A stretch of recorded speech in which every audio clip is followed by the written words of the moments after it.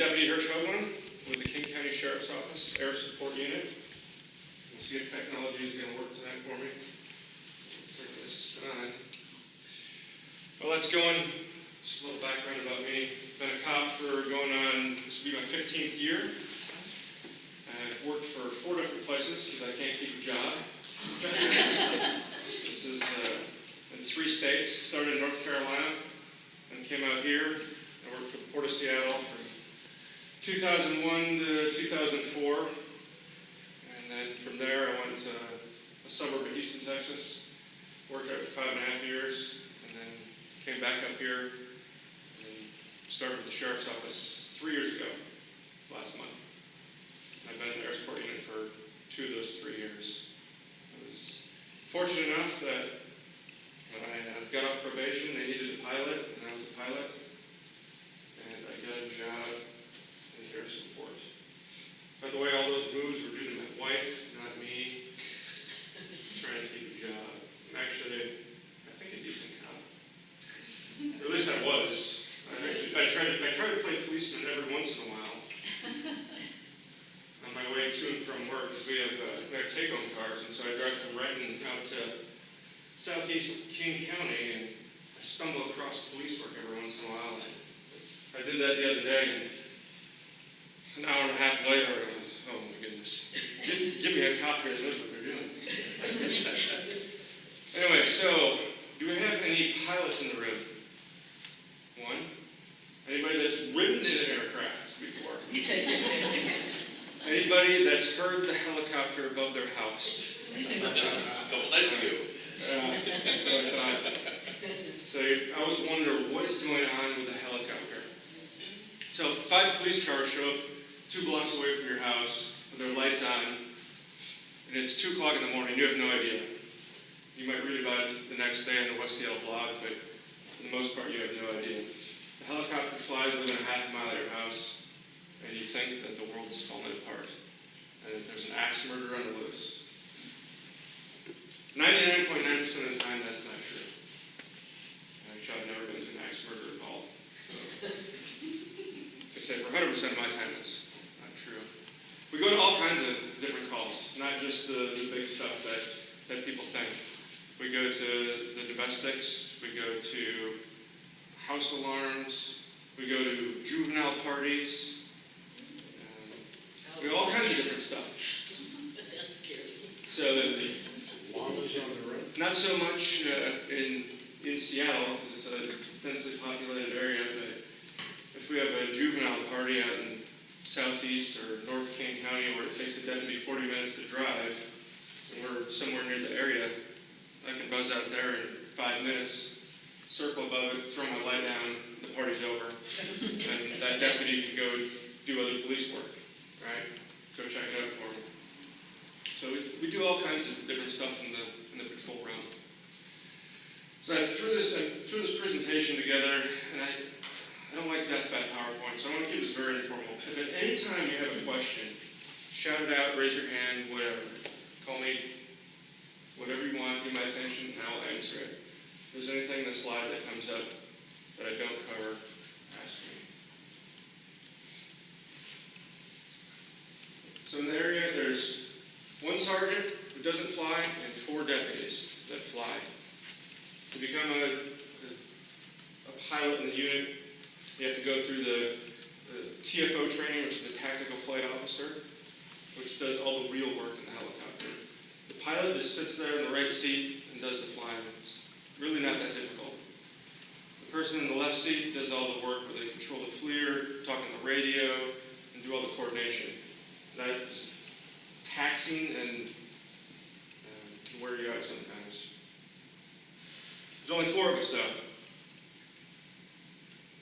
So once you pass the TFO training, then you can move on to becoming a pilot. And we also have 10 hoist operators, rescue specialists. So we also do search and rescue, which you guys probably don't see a lot or hear a lot over here. But we're one of 2 non-military hoist-equipped units in the state.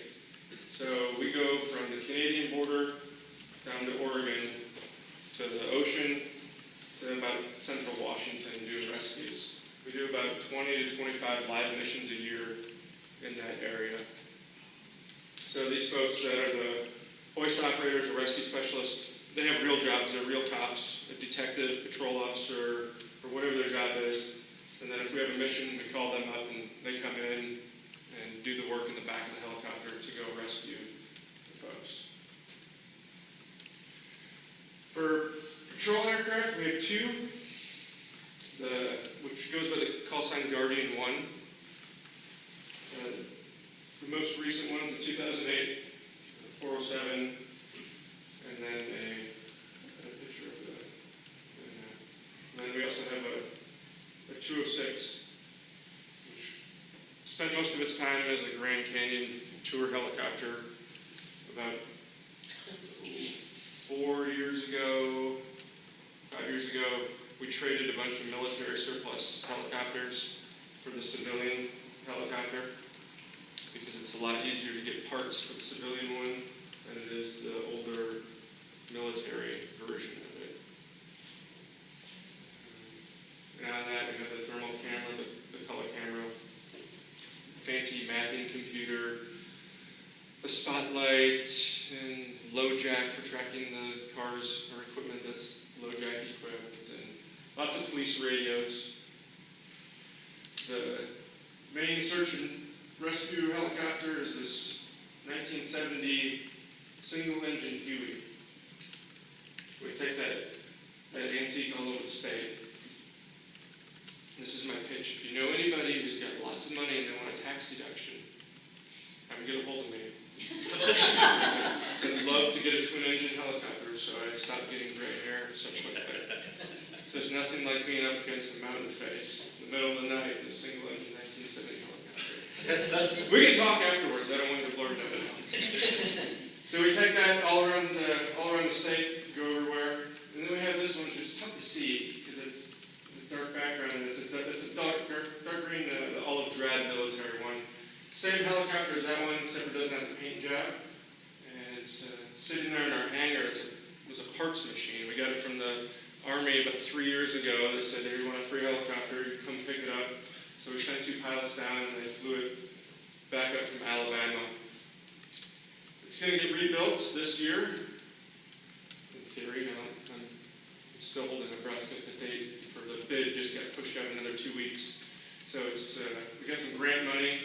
It's going to be rebuilt. It'll be getting a new engine, new blades. It'll look like this, a little bit better performance. So we'll have, that'll be our main search and rescue helicopter, and then the other one will become a backup one. So we're excited about that. So in the region, we're the only folks that do this full time, where we go to work and we wear pajamas and fly around. There's Snohomish County, just north of us, that has a search and rescue helicopter, almost just like ours, a Huey, and then they have a small patrol helicopter. But they don't go out every day flying. They do quite a bit of search and rescue missions, but as far as proactive patrol, they don't do it. We're the only ones that do this full time. Otherwise, you got to go down to the Bay Area or to Colorado, Denver. The military, there's quite a few military aircraft around here, but it sounds odd. But it takes them a couple days to show up in force. So for instance, everyone's familiar with the Oso mudslide. That happened the first day. There was, Snohomish County was on scene, Airlift Northwest, and a Navy helicopter that came in. Then, as soon as the first response was done that day, the Navy's gone, and it's Snohomish County and us. It was 3 days later till the military showed up in force to actually start doing work. And that's what they tell us, 72 hours. It'll be 72 hours before we show up with a lot of people and start doing stuff. Which seems odd because just down the street we have Joint Base Lewiston Court and they have a ton of aircraft down there, right? A lot of people. But that's the way the federal government works. We sometimes use them to cover for us on search and rescue, but the way it works is you're out hiking in the mountains in the Cascades, you break your leg and you can't get out, you get through a 911. 911 goes to the SAR coordinator, which is handled by the sheriff's office, depending on which county you're in. And they say, we need a helicopter. So they call the state, and the state Office of Emergency Management says, all right, helicopters. We only have two of them, King County or Snohomish County. And they send us a call, and we have to turn it down before the military will go. And the military will only go if it's a pretty serious injury. Yeah, we're the only ones that do. We both do search and rescue and tactical stuff. We train for a lot of waterborne missions. So what happens on the ferry when there's an active shooter in the ferry and there's several hundred people in there? How do you get the cops there? We got police boats, right? It takes them a little bit, and we have helicopters. That's the two ways. So we train with our tactical team to fast rope off the helicopter to go onto the ferry. So they go do what they do and take care of business. We're a regional service, and with, be careful how I say that, not really regional funding. So we live and die by grants. Right, so King County foots the bill for the maintenance and the fuel and paying my salary and the other three guys' salary. But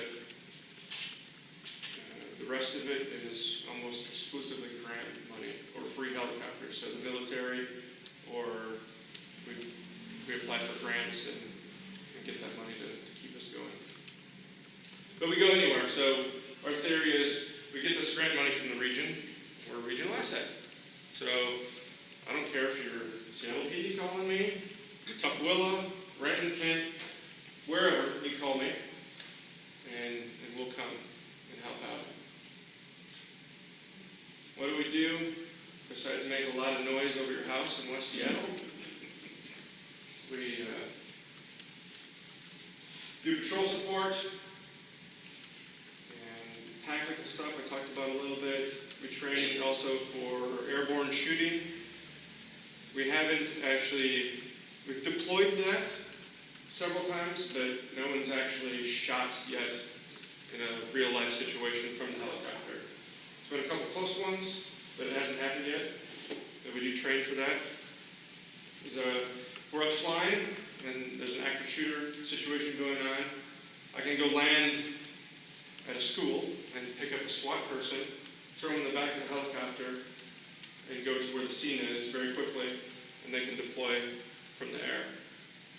So it's a fast response type thing. The search and rescue I talked about. Every time the president comes to town, we have to fly the Secret Service around, which sounds really cool, right? I remember the first time when my family said they heard that I was going to fly the Secret Service. Oh, that's really cool. Tell me about it. Put some guy in the back of the helicopter and we're going to go take pictures. It's actually quite boring. We do community events like this. Like tomorrow morning or tomorrow midday, we're going to a White Center Elementary School, landing there and doing a little presentation for the First Responders Day. So we do stuff like this. We have a video downlink. So we have cameras in the two patrol helicopters.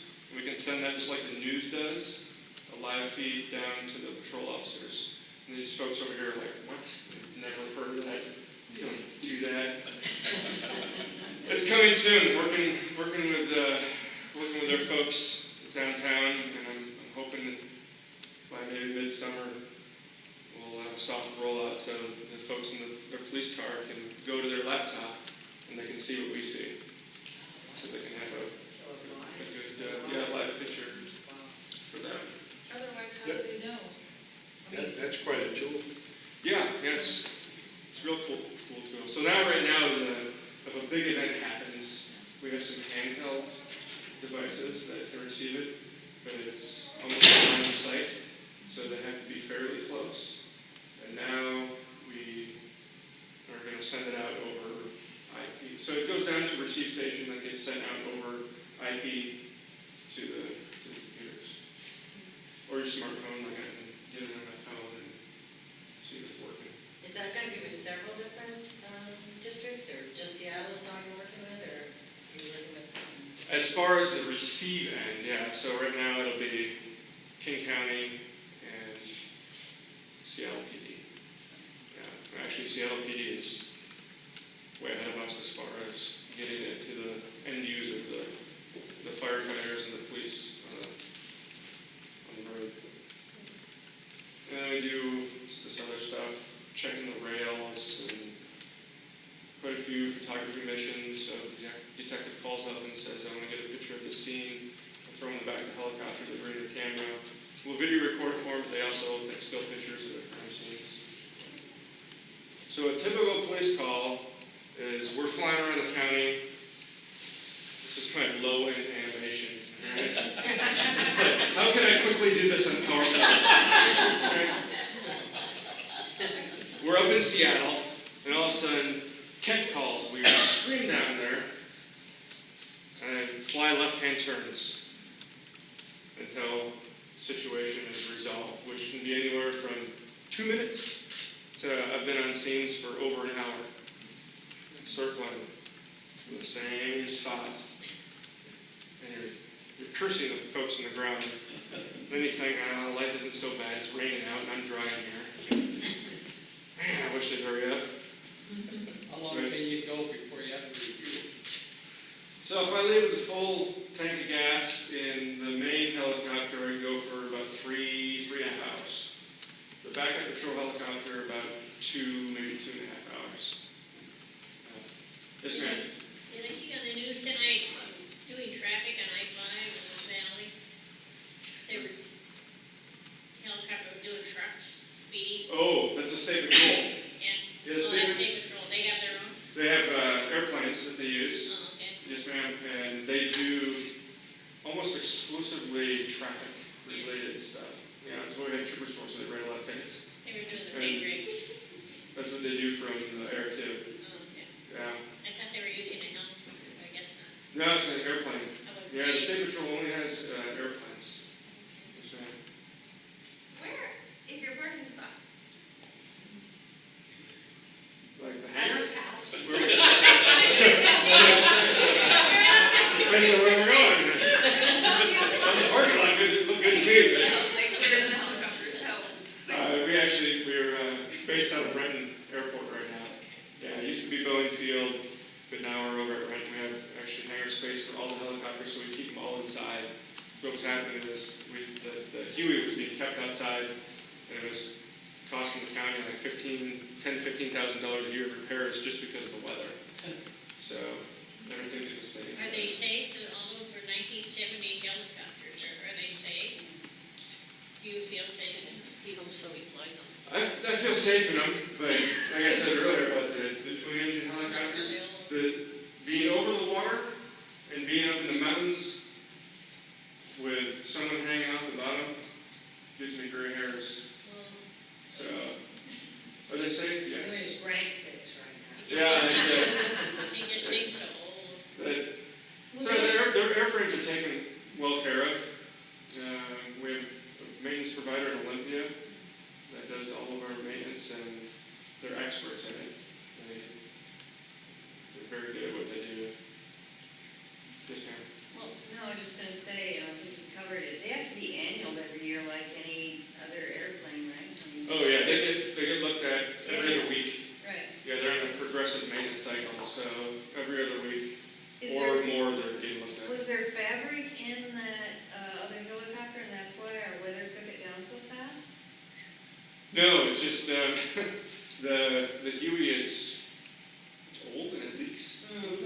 So this was great. I'll tell you this little story, right? Because you're my friends. So during OSO, after OSO happened, we took the county executive, Dow Constantine, and the sheriff, and we flew up to OSO. They wanted to see what was going on because we had a lot of resources up there, and it was perfect. It couldn't have been any better. It was raining out, and here's the executive in the back seat, sitting on this, cloth or nylon jump seat, and the rain is dripping on him. Getting him all wet. It was just wonderful. So, yeah, we're hoping. I think he gets it that the region needs to have this asset. We saw in OSO that you had helicopters to do the work. So. Type of chipboarding, those SWAT guys that slide the ropes on the ferry. This air-tap device looks like an upside down umbrella. You can put about 6 or 8 folks on there. And Seattle Fire Department has that piece of equipment. We work with them and doing movement for firefighters in their gear. So now I'm just going to show you a bunch of videos. Everybody The likes to ferry, see. you only do that for emergency, somebody sick or something? What's that? The ferries, why would you? The ferries we train for it in case there's a bad guy at the ferry and he's wreaking havoc, or she. Yeah. So it's get the cops there either by boat or by helicopter.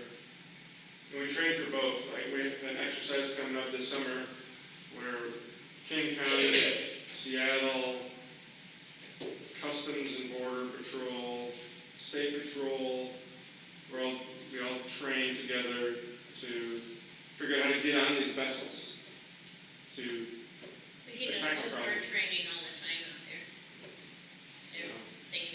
They're having a ball out there. Does anybody have any questions? You're first. Run along. Almost every place I go, Oh, someone asks that. Are you a cop? no. Are you What did you say, driver? involved in law enforcement? Here. Here. Yeah. Uh, Oh, I'd love to. Sometimes I wish I could lottery it off, right? Just everybody puts their name in the hat. Right, That's why you guys fund it, yeah, that's what that's. No, I didn't pay for it. You just throw your name in the hat, and then some lucky winner gets to do it. But sorry. Yeah. Pay for it. So I will show you. Has anyone ever Yeah, shot yeah, it? yeah, question. Oh, I'm sorry. That's all right. Yes, sir. Now, I know, that's all the gear you use to get in your helicopter, right? This? Yep. And then we're flotation. A little like life vest. No, deal for parachutes or, hey, No. when do they fix the helicopter, right? What about if something goes wrong? I get to go with the helicopter. Maybe set that fire. It's not a rotate. Helicopter kind of went. Yeah. Yeah, it's Not very high, really. that's the way that it works. You get to go down with a helicopter. You don't go down often, though. You don't hear. No. Very often. No, not very often. And everybody thinks they just fall out of the sky like a rock. But we get, like you said, auto rotate. So we shift from the rotor blades essentially holding us in the air to the air going through it, pushing the rotor blades, keeping them spinning, and we glide just like an airplane. And I fly airplanes too. And I tell people that I'd rather have my engine quit in my helicopter than in my airplane. Because in my helicopter, I can put it in the parking lot. My airplane, I need several hundred yards before I hit something. Have Yes, you ma'am. ever shot it in the helicopter? Have not that I know of. Not here. It's happened several times around the country. We do get laser strikes at night when we're flying around. I don't know if anybody's seen it in the news, but it doesn't sound like anything too bad, but it's horrible because it blinds you, because it hits that window. And we wear night vision goggles, which amplify light. And so when that laser hits, it'll blind you for a few moments. You don't even need the goggles. If the laser hits you in the eye, it jolts your head back. It's like getting a big whiff of ammonia in your nose. It just really jolts your head back. Have you ever crashed?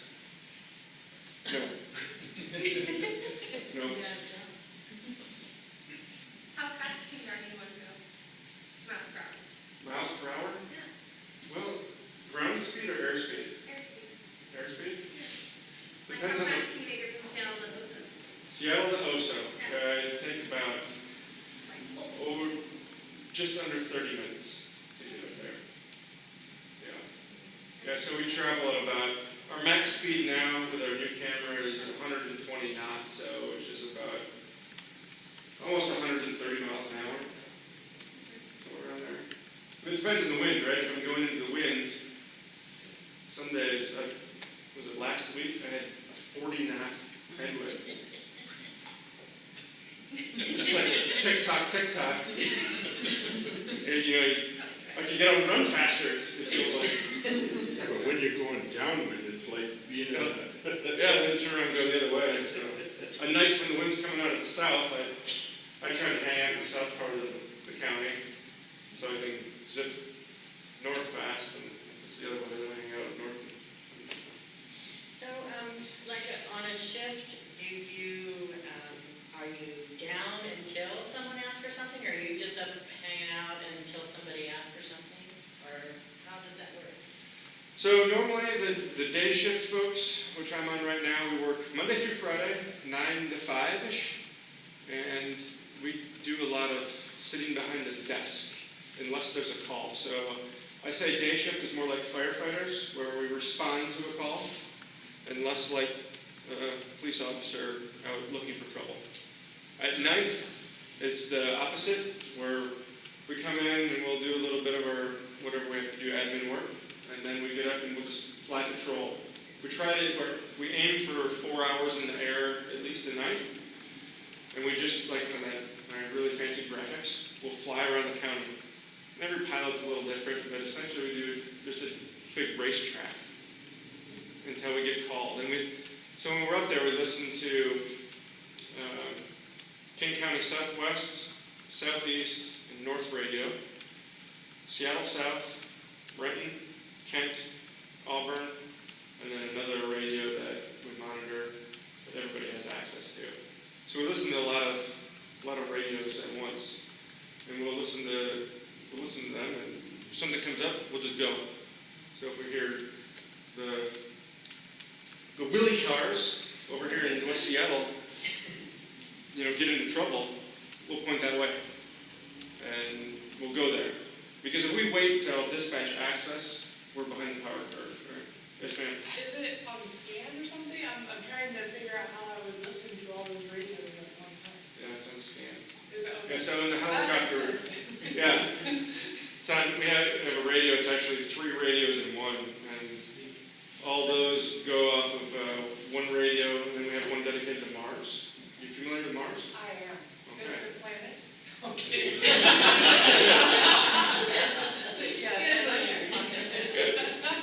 And so we always have Mars tuned up, so that's the one that we tell people to get us on. So if you're up there going around in circles, like you say, a racetrack, and then you get a call and you say, man, I don't think I got enough fuel. Then you gotta go back and get some fuel. Then I gotta Take say, some time. yeah, sorry, I gotta get fuel. And 99% of the time we get our fuel down at Boeing, Clay Lacey down there, because we have a government DOD credit card, so we get the government rate. So instead of paying almost $6, 5 something, depends on what it is. This thing is weird, right? The government rate's actually better in this case. And it's the most responsive agency I've ever seen. For instance, I was in Ellensburg, we did a rescue and I had to get gas to come back. And I used our little credit card thing, the DOD credit card. And the guy doing the little receipt messed it up, and so he didn't have my signature. The next morning, accounting was calling because the feds called and said, your pilot didn't sign the receipt. How are they so responsive? Anyway, so yeah, we go to Boeing, get fuel, and then we go to the call. Yes, sir. Do you check in, because I've heard you check in with South Radio. A lot of times, do you check in with all of the different radios that you're monitoring? Yeah, so what'll happen is, at night when we come into service, we'll go into service with our radio, Right. and then we'll tell Seattle radio. Right. It depends, we'll change it up, right? Maybe tell East, just so those folks hear us, or whatever. But I'm not sure about Seattle, because I'm still waiting to go to your comm center. But We're sitting of a turd next to them. I heard the tour there, We'll invite you. Norcom, which does Bellevue and all the fire agencies out there, and Mercer Island and Kirkland, they actually will sign us in service. And then the same with Valleytown, which handles all the valley agencies, they'll put us in service, so they know that we're there. I don't know if it was you particular, but I. Was it good? It was very, very nice. It was was me. pleasant. He said, "Good evening, South Radio." And they answered him back and he said, "We're going to be up here from now until 2 a.m., 0200, and we'll be up and about. If you need us, give us a call on Mars." Yeah. It's probably me, that's my spiel. We all say something a little different, Anyway, but I was just wondering if you check in with all of the different agencies. Yeah. Sounds good, we try to. right? Yes, ma'am. So here in West Seattle, we don't really have a hospital, and so if there's an earthquake, how can we interact with you, or is there a middleman, or, I mean, what role as people in the public sector can we do to help you if there's an earthquake and there's no hospital and no way to get to a hospital? So if you have an earthquake and the bridge goes out, and there's like one point of egress and it's going south. Yeah, so actually we were just talking about this the other day, is we suspect that the plan is there will be rally points at places like schools Huge And- park right up the street. and parks, where we would assist with, like, if people were injured, for medevacs to hospitals. Something sort of similar, we did an exercise this last summer at the SeaTac airport with it's called a mass casualty incident. And they pretend like a plane goes down and they have 200 people that are hurt, from scrapes to really badly hurt. And so we bring in a bunch of helicopters. Well, we can't take them all to Harborview, right? Harborview is going to be overwhelmed. So we fly maybe to Tacoma, maybe Everett, all over to distribute the people. But I would imagine that when the big one hits, we'll do something like that. This summer we had the first of a couple drills that the region is planning for. It's called the Cascadia Subduction Zone. So when the earthquake does go off, we have a plan. There's a ton of planning that is going into this thing, because it's going to happen, right? Eventually, it's going to be another bad earthquake. And, yeah, that's the thing. Like, we only have so many resources, and you think like the military, like I said before, they only have so much fuel here. Right? That's another concern that we have. How do we get fuel to the area? I worry about just getting the hangar door open when the earthquake goes off. You just have to get a big saw and put a hole in it. Yes, ma'am. The maximum amount of people you can carry in under the helicopters? Depends on which one it is. So the main patrol helicopter, there's actually 7 seats in it. But I think the most I ever put is 6 in there, and that was during OSO. So if I put a lot of people in there, I can't put a lot of gas. So I can't fly very long. The other helicopter, the backup patrol helicopter, has 5 seats in it. I get scared when I put 4 people in there because it's underpowered. And if I put 4 people in there, I barely have any gas. And the Huey is like a Suburban. I can load that up with 8 SWAT guys with all their stuff on in the back, and 2 pilots up front, and I'm good all day long. The nest thing that they, if you had all those people in the, like, let's say it's a mass disaster, you have to move a lot of people. So that you fill the helicopter with a bunch of people, but then would you also use that sort of that upside down umbrella thing? No, probably not. No. No, because once I have all those people in the helicopter, I could put a little bit more weight, but not enough to be effective to use another tool. And if I can put them in the helicopter, I'd rather do that than have them dangling off a rope.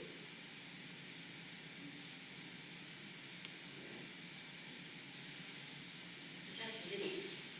Okay, so I grabbed a few that may or may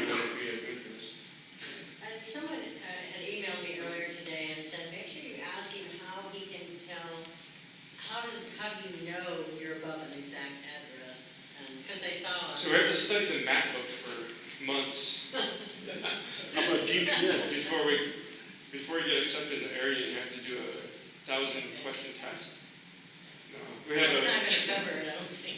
we have a like London taxi cab drivers. Yeah. We just had 2 years ago almost. We got a new mapping system. Thanks to our friends at CLP. You guys know Monty Moss? Yes. Yeah, he's retiring in a couple days. And thanks to our good friend Monty Moss, we've got this super cool mapping system. And I have a video that shows it. But essentially, there's a camera, and it overlays a map on top of the camera. So wherever the camera looks, it shows the roads and the streets.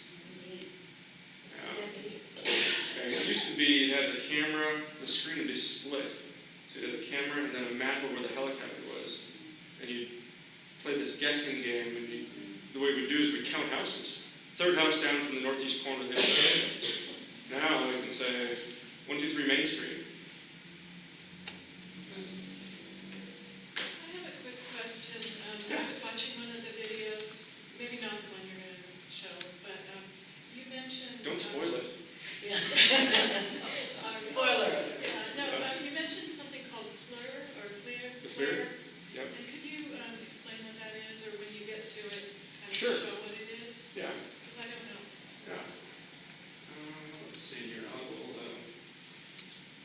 So this is one. I think this is a pursuit. The overlay. Oh, you know what? I should get a speaker. Dramatic music.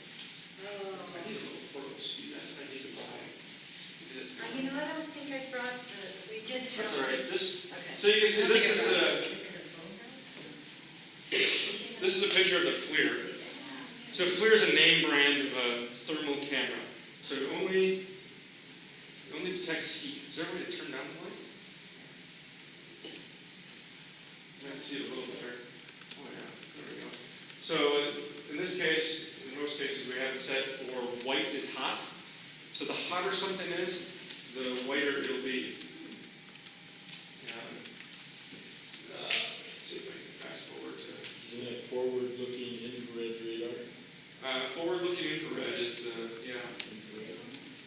So there's a car, and you can see that the back of it's really hot. And here's the police car following him. There's the overlay like I was talking about. And that's the First Avenue South Bridge, right? Michigan Street. We're going southbound. This is sort of your neck of the woods over here. And so this was actually a long pursuit, if I remember. It started in Beery, and I was driving up and down 509. And usually they don't last very long. Then he turned around and headed southbound. Sounds like a Los Angeles kind of chase. Yeah, it usually don't last too long, but this one did. Looks like he's doing a pit maneuver. Yep. So right there, good work by the cops. But you saw him slowing down, right? Yeah. Because about maybe 30 seconds before, I turned the light on and I put the light on. And it was really cool because I happened to know the cop that was on the street that did that. And I talked to him later, and he said the guy stopped from slowing down because he knew that he'd been had because the helicopter was there once the light was on him. So he was giving up. He's got 6 cars chasing him, he doesn't Then know all what's been all cars, cops come in. 4, 5, 6 cars. Wow. So you can see how bright these cars are, and these ones going by aren't very bright. Yeah. So we can pick out cop cars a lot of times because cop gets in their car at the beginning of their shift, they drive around for 8 hours or 9 hours or whatever their shift is, right? They hardly ever turn it off because that's your office. Well, you go get your car, go to the store, turn it off. It's not as hot, and so we can tell a lot of times just by how warm the car is. So that's what the overlay and the FLIR looks like. And that's our older FLIR. We have a newer one that we had installed back in September.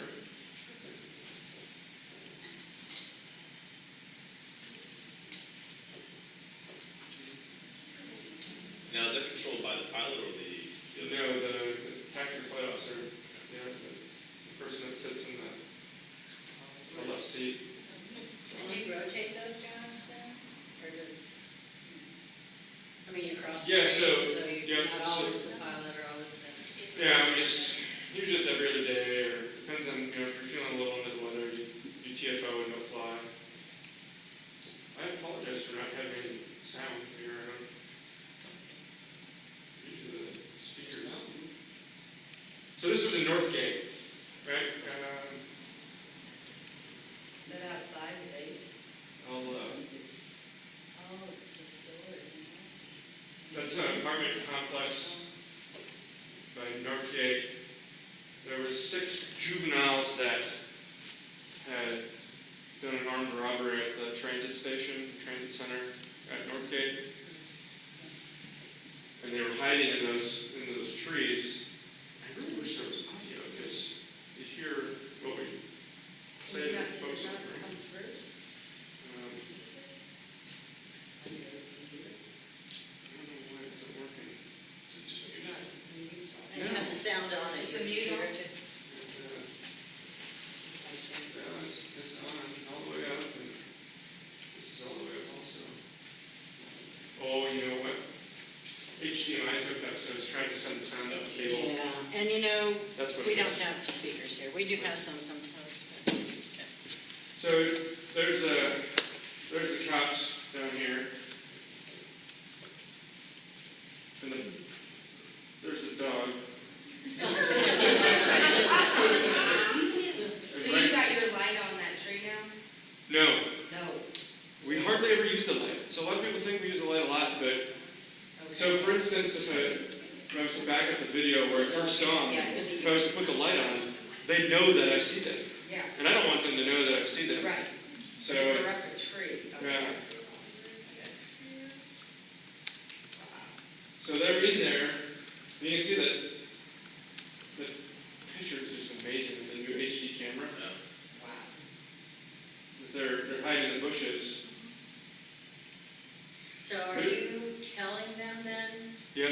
You're communicating? Yeah, so- They're in the bushes and. So in this one, it was a little, the backstory on it was, I was up east of Skycomish. You guys know where Skycomish is? Yeah. It's like northeast King County, practically in Chelan County, right?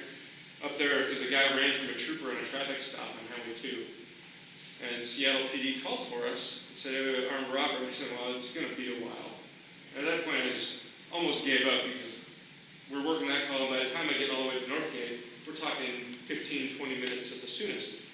Well, on our way back, I turned on Seattle North and I was listening to them. And the K9 was on a hot track and they had people running over fences. And so this was, probably 30, 35 minutes after the robbery occurred, which is a long time to be going to look for somebody. For us. He's good. And when I first got on the scene, I saw the guys in the tree, and there was a couple officers that were about 20-some feet away. And I thought, oh, they're detained. Like, the cops got them. Okay, that's, because there were 6 of them. There was 4 of them there, and I didn't know how many were outstanding. Well, it turns out the cops didn't know that the bad guys were right there the whole time. And I don't even know if the bad guys knew the cops were there, because where they're at. But, so K9 will go in, we work hand in hand with K9, because we use them a lot to give us a lead as to which direction the crooks went. And we'll start searching out, and we'll search out in front of the K9 to make sure that, it's clear for them. Man, that was sad. There's no, regular.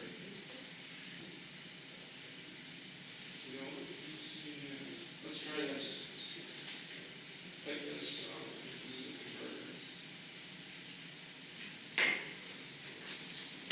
See if we can get some sound in this. Makes it a little more interesting. the one on the West Scout blog is full of the audio of the, tell the police, the address and all that.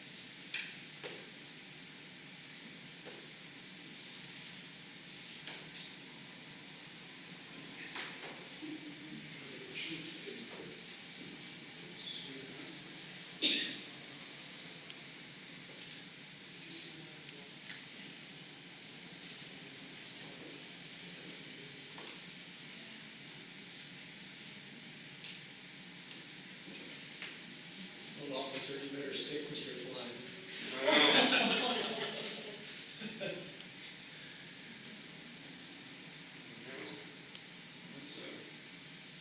Yeah, No bueno. it should read it, then. Just said,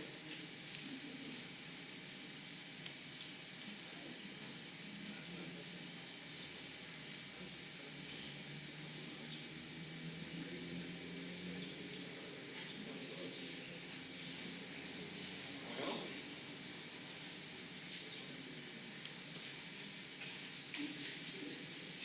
I guess we'll go back to what we had. Unless that was, oh, that might have been, I don't know much about it, but I do know that's that very nice. I've never been able to have sound without having the speakers attached to them. Let's see. As soon as you get that back order down, Hey! you're going up, you're right, up that hill. Good job. You're towards the corner of that building, it's up to your right. You can see they're just starting to get, They're on the move, one's on the move, they're crawling up the hill, there's, all three of them, four of them. You're right, one, they're on the move, they're running up the hill. There's, four of them on the run, running, southbound between the buildings, southbound.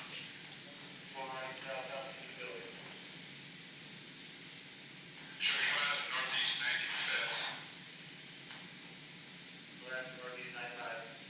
oh, there was one in the, yeah, that one got away. no, he didn't, they found him. Like, I knew him. It is hiding. Yeah, he went over here, and they later, they They're found him. all, they were about holding up, just before northeast 95th, underneath like a little carport and some bushes there. But the 150, look. Or 150 northeast 95th is the address it's giving me. For K-9, come up that hill and come between those buildings and go south.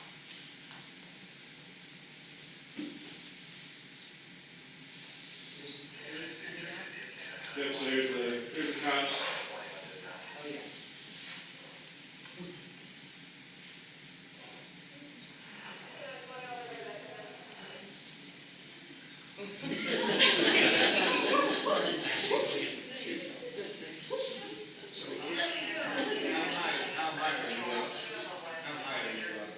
Above the ground? Right there, we're about 1,100 feet. So with the new camera, we can get a lot higher. So that helps us reduce our noise footprint. Yeah. So it's allowed. So the cameras that are on cams? That would be awesome if they did. Yeah, GoPro, exactly.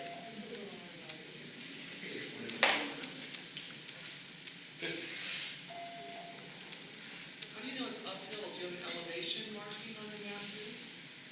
No, you can, after a while, you get to see how the picture and you can figure it out a little bit.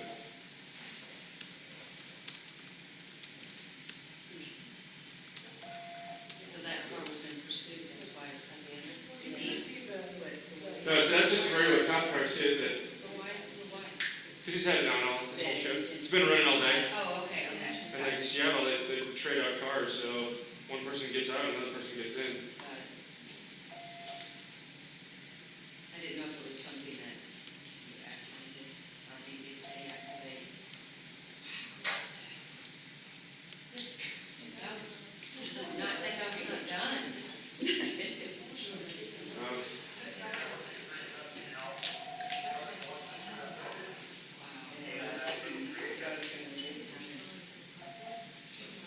So I don't think in that beginning of that video that showed it, that's one of the ones I can pretty much say that they probably would have got away because K9 was about a block and a half away on that track. So it makes it real good. What's that? Created a bar fight? Or am I reading that wrong? Oh, yeah, so let's say you get a bar fire and there's 50 people out there fighting Yeah. afterwards. it's really intimidating when the helicopter comes in, is low, and it'll put a huge bright spotlight on you. So they usually scatter like rats on a ship, right, once we put that light on there. And it helps diffuse the situation, so. You don't want to roll into 50 people fighting, what are you going to do? I mean, I'm not getting out of my car. You know? Maybe in my younger days when I was, Protest, I have to say, the protest makes me a little nervous. That it's all getting a little dark in there. He's going right now. Do you ever take canine officers to helicopter? Do you ever take that? Canine? Yeah, we actually, we do some training with different canines to transport in the helicopter, just so they have the, in case we have to deploy them somewhere where they can't get to. I think this is in your neck of the woods. If I remember right, this is a couple, last night.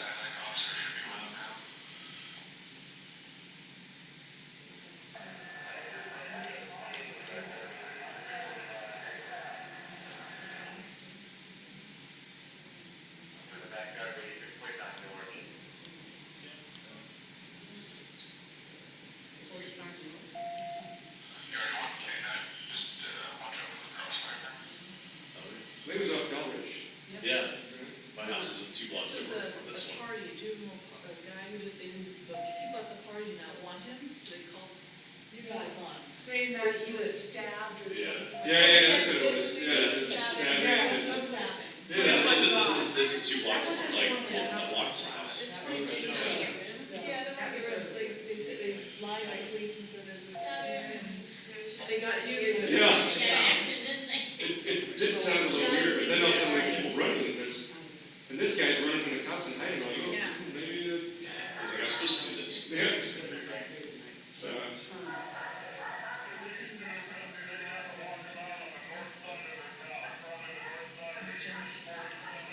that's, so yeah, that picture's not quite as good as that last one. That's the older flare. It's not quite as crisp and clean. So this is the system you were thinking she was asking about, right? So I think, so this is what the point of view from when we do search and rescue. It's a camera. There's one on this guy here, the rescue specialist. He's going down to get this guy. This guy here.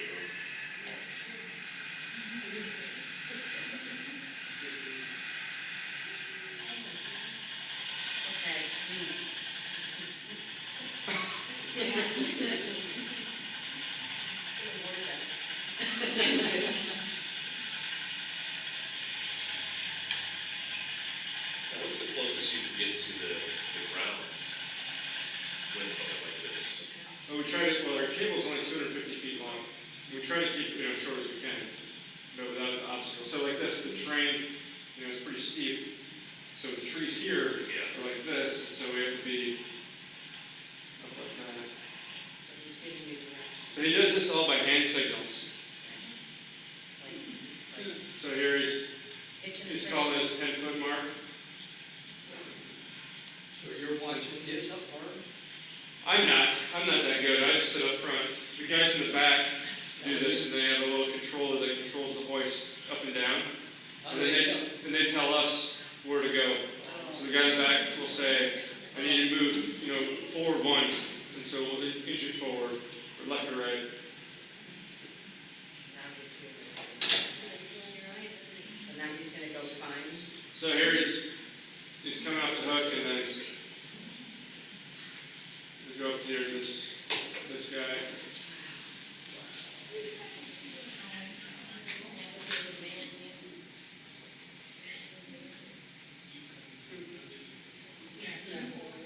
So the other two have to hike out while the one. So these guys, this guy was by himself, and these guys just came upon him. Okay. And How do they already get a brace on them? there's a homemade thing that they made in the field. There were 2 sticks Oh, wow. with some Okay. tape. Yeah. Another reason to be prepared.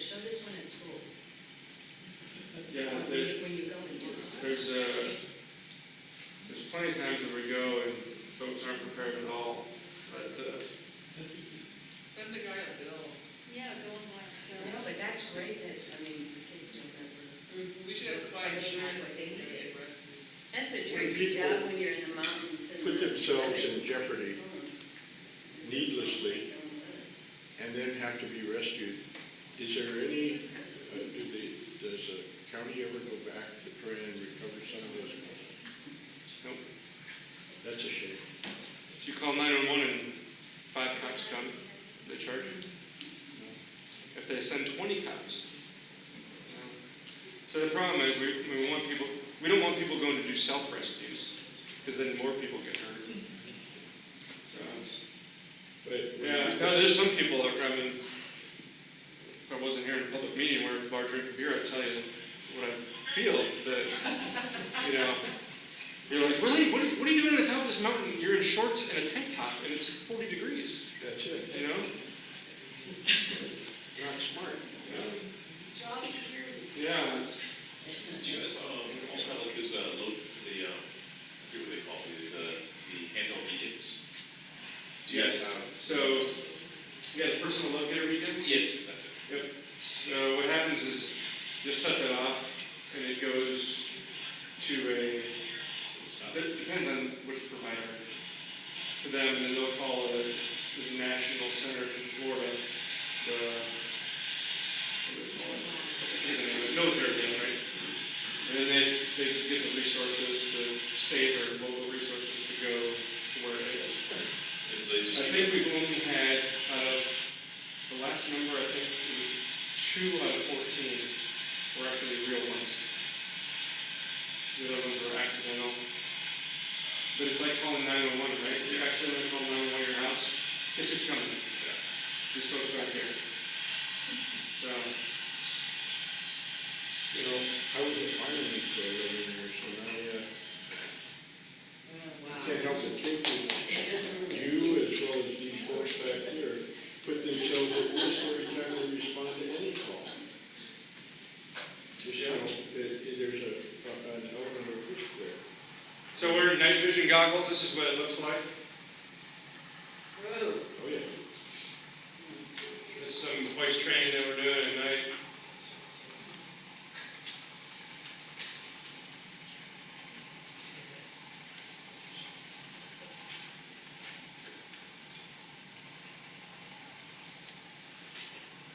Now, is that your spotlight shining on you? It's actually just a little light at the bottom of the helicopter. It looks really bright because of the night vision goggles. Looks like it's raining. Yeah, so that's exhaust and fuel coming out. I like it. We also work with the Department of Ecology and the Coast Guard. I think this is an oil spill, so we'll go out and, like, during the day, we'll look for spills. So this was one in Fisherman's Terminal. It's just a real minor spill. That when it's real shiny like that, that sheen, it's hardly anything. It looks like a lot, but it's not that much. You know, if you took half an ounce of gasoline and poured it in the water, you know, it goes like this.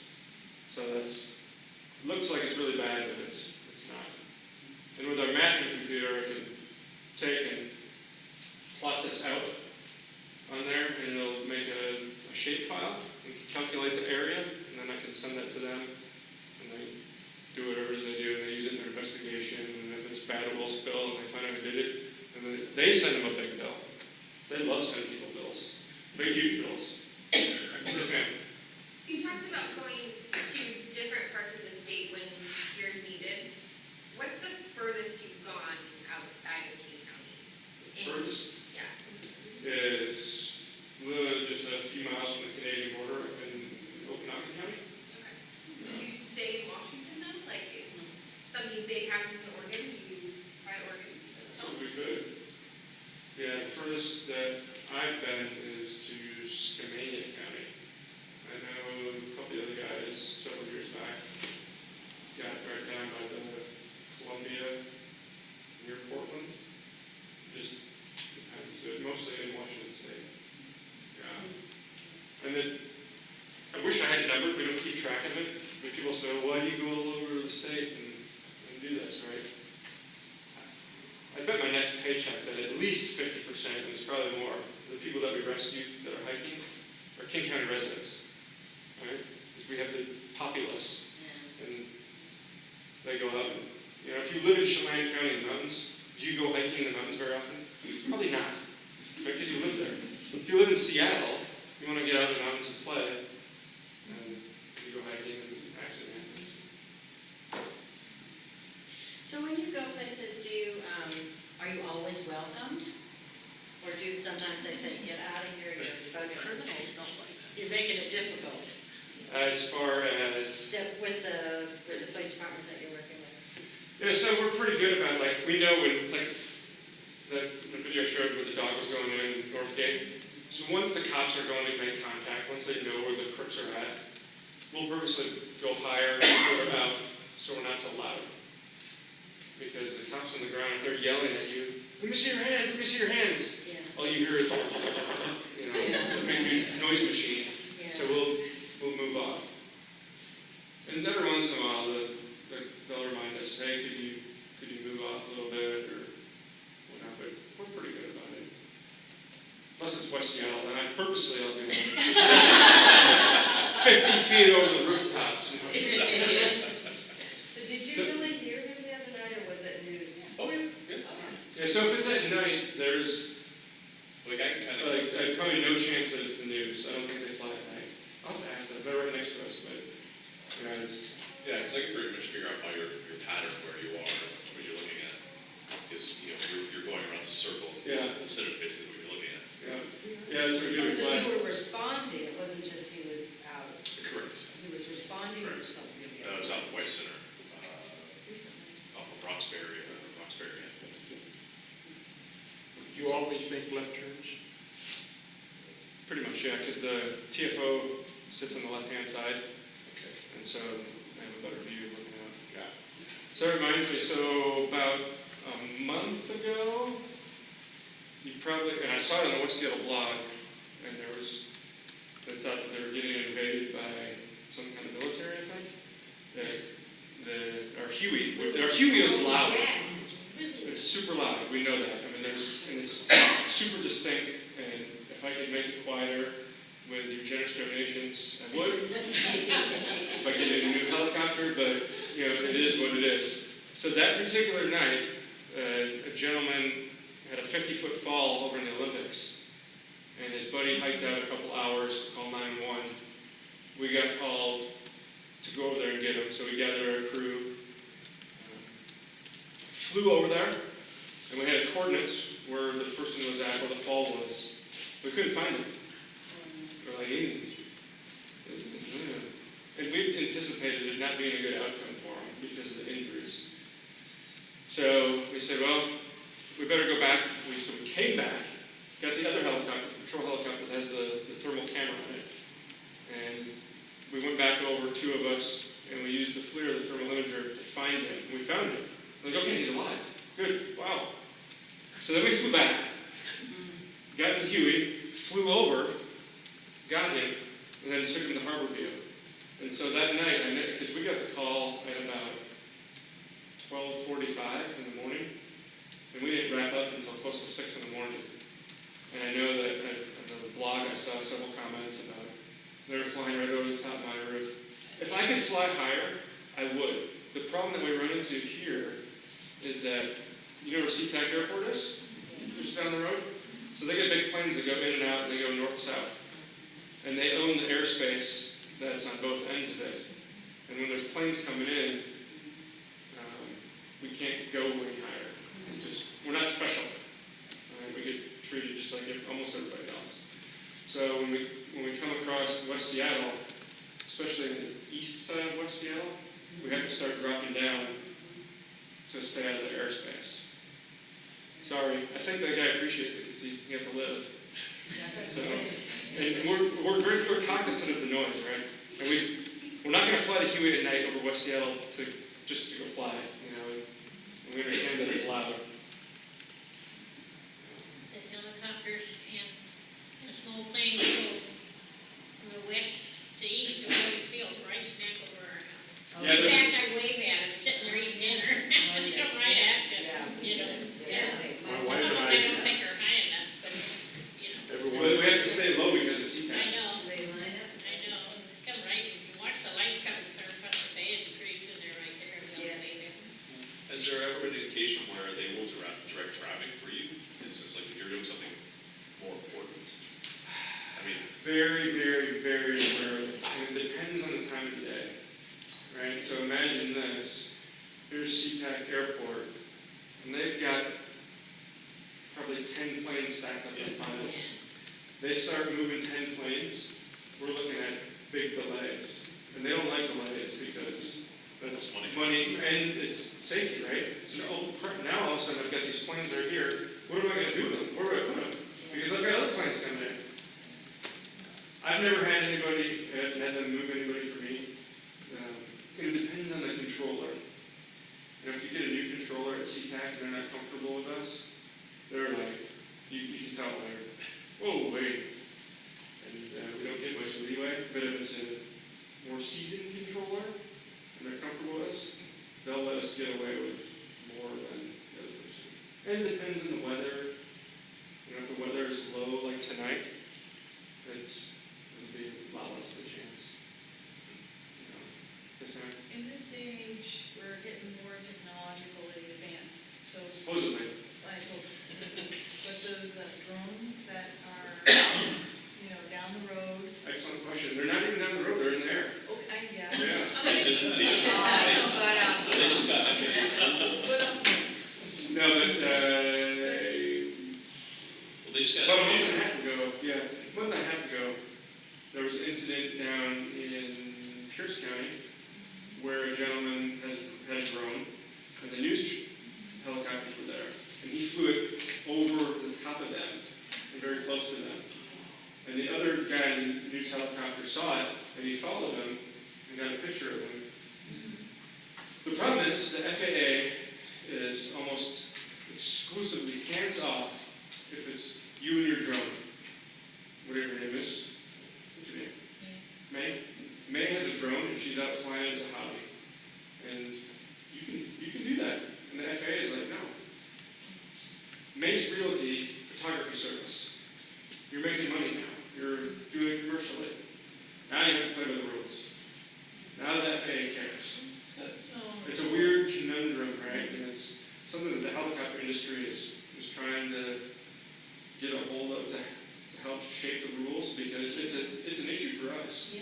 Coming in, there was some kind of blimp that somebody rented that had some kind of advertisement on it for, I believe, some kind of protest about. Oh, it was being towed behind a. No, it was a blimp. This one was a blimp because we got heads up on it. But they were close to Harborview. So airlift going into Harborview was worried about hitting this thing. And so it's, things that I never, if you would have said even 9 months ago, look out for drones.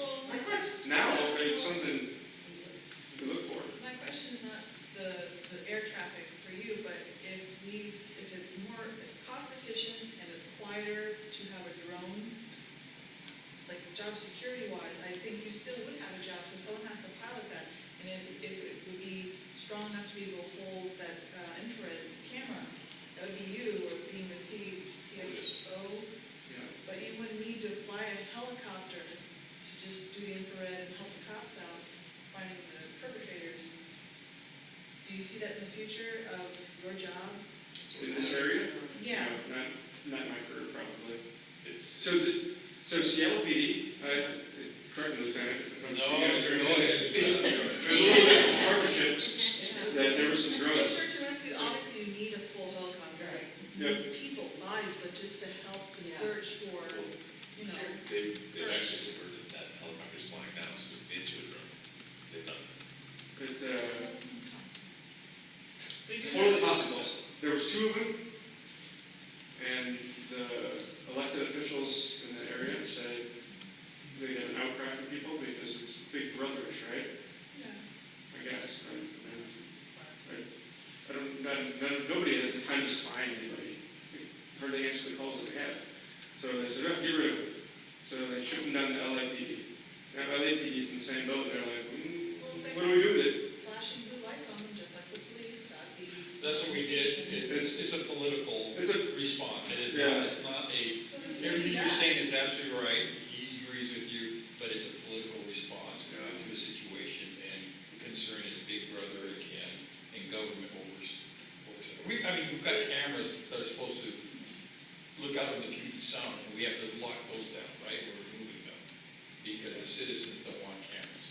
it's a political response to.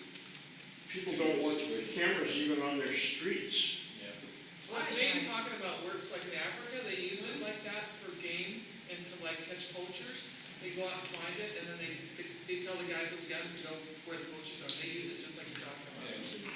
Yeah, I mean, it seems like it makes sense. Yeah. I've got Okay, a as lot long as of, people don't laugh at me picking my nose and picking my butt, you know, kinda, I don't care. You know, the camera's on me, but that, you know, doesn't make sense. Now, you gotta remember, Washington Constitution is more protective of individual rights than the US Constitution. South Africa, their constitution isn't that protective of rights. So again, it's a political response to a concern somebody might have of what somebody may be able to utilize. And that's fishing, somebody has a altar and like. No, You don't have to worry about your. anyway, you guys, we're after 8 o'clock, and you're welcome to stay and talk. I just wanted for people that Yeah, needed I to don't want to know. hold anybody hostage. Yeah. Make sure you try the coconut pound cake, it's delicious.